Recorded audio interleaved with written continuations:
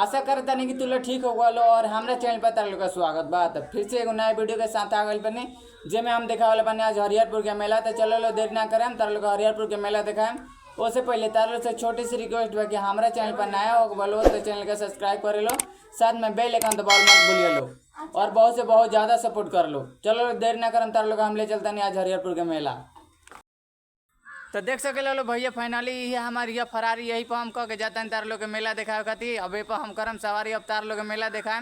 तब तक ले हमारे वीडियो पर लगा रहे लो, चैनल के सपोर्ट कर लो, सब्सक्राइब कर लो। तो देख सके लो भैया फाइनली हम मेला में आ गए बनी। हरिहरपुर काला के मेला लागल बावे, ये काला बाजार हवे। तो ये देख सके लो कितना मस्त वाला मेला लागल बा। और चलो लो हम तार लोग के दिखावे बनी मीना बाजार। ओकर बाद तार लोग फिर हम आखड़ा दिखावे, ओकर बाद तार लोग के स्टेज प्रोग्राम दिखाएं।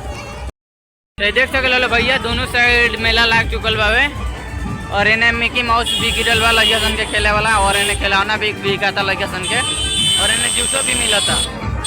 और चलो लो हम तार लोग के देरी ना करें मीना बाजार में ले चले। उससे पहले हमारे चैनल पर नया हो बोलो तो चैनल का सपोर्ट कर लो, सब्सक्राइब कर लो। और तार लोग जल्द से जल्द हम देवे वाला बानी दशहरा के पंडाल के वीडियो। चले लो भैया ये जिलेबी देख रहा कितना सुंदर सुंदर है ये छनाता है।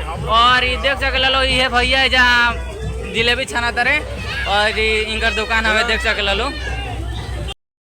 तो देख सके लो भैया फाइनली हम मीना बाजार में ढुक चुकल बानी और इन्हें देख लो लड़का सन के खिलौना भी मिला था और इन्हों खिलौना भी मिला था। और आगे तार लोग दिखा वाले जिन्हें लेडीज़ के या भौजी लोग के सामान मिलता वो ने वो अभी तार लोग के दिखावे वाला बानी। देख सके लो इन्हें हंसुआ खुरपी सब मिलता है, इन्हें लड़का सन के खेले वाला छोटे छोटे गाड़ी भी मिलता। और आगे चलो तार लोग दिखा वाला मैंने क्या होके वाला बा मीना बाजार में।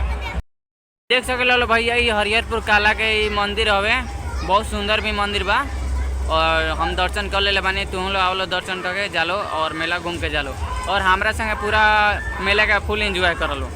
हम तार लोग के पूरा मेला दिखावे वाला बानी, हर जगह के मेला तार लोग के दिखावे वाला बानी और जल्द से जल्द हम तार लोग के दशहरा का पंडाल दिखावे वाला बानी। देख सके लो भैया एजा से मीना बाजार स्टार्ट हो गल बावे और चलो लो हम तार लोग मीना बाजार घुमाएं ओकरा बाद ऑर्केस्ट्रा दिखाएं जाओ के इंतजार कर बार लोग हम दिखावे वाला बानी।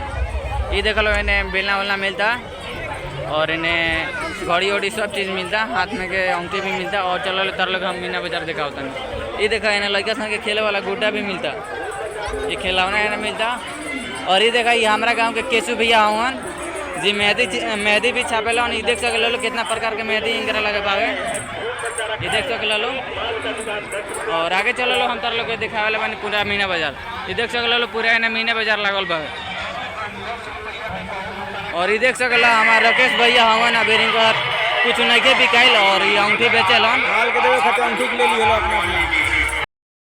भैया इन्हें मंटू भैया बाणे और ये परचून के दुकान को ले बाणे। तो आवो लो तुम लोग खरीद लो अपना गर्लफ्रेंड खातिर ले जालो जैसे खरीद के।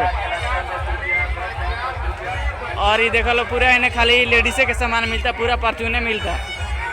और हमार लड़का करना कसन तो हम खिलौना किन लेती पर तहारा लोग हो के खिलौना किन सके लो।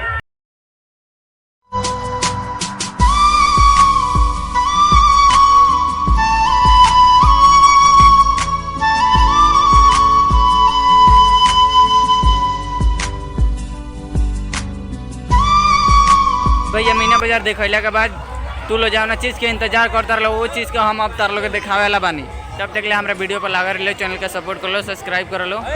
हम ले चलते हैं तार लोग अब जौन के तू खोजो तार लोग हम दिखावे वाला बानी, पूरे लगे से दिखावे वाला बानी। देख सके लो भैया फाइनली हम पहुंच गए बानी हरिहरपुर काला गांव में।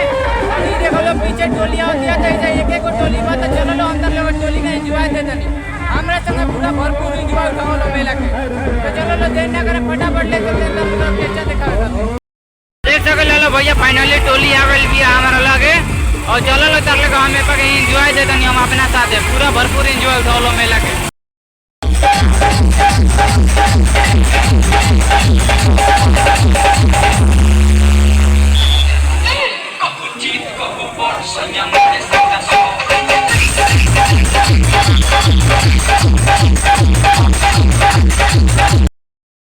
भैया जैसे मेला में होने तैसे ही बाबा पगला वाला हन देख सके पूरा भाजता रहे जा अकेले पूरा घेर पहनले बने। देख सके भैया हम टोली पे जवन ऑर्केस्ट्रा देखा ओकरे स्टेज शो होके वाला बात है। चलो लो एक के हम आज दिखावे वाला बन तार लोग।